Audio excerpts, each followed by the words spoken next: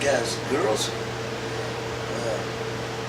I'm going to tell a story about what happened to my mom a long time ago back in our big old house we lived in Lakewood Forest in Houston, Texas. Of course, they don't live there anymore, but at the time, the house is about a 4,800 square foot house, a big, huge thing, beautiful house. And in the back of the house was forest.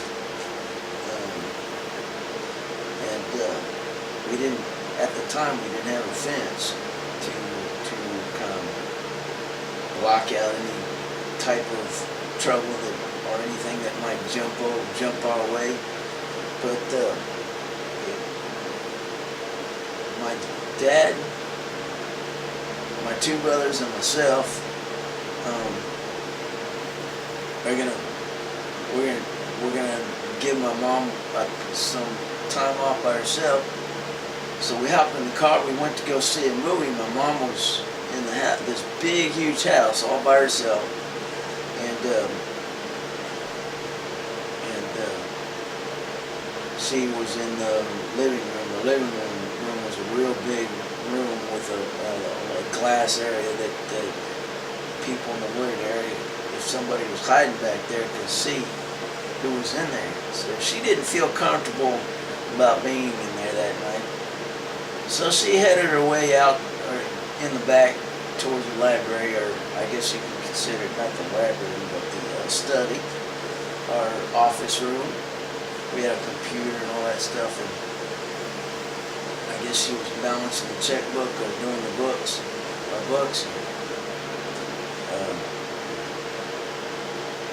All of a sudden she heard this cracking noise on one of the windows, because we had a lot of windows in that room. And she quick got up and went to the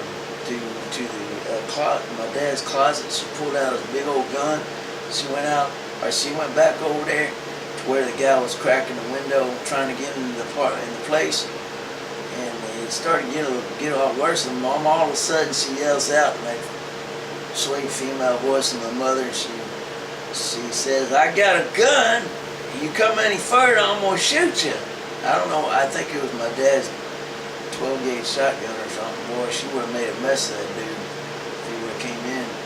But boy, he stopped cracking that window real quick, and boy, he was out of there.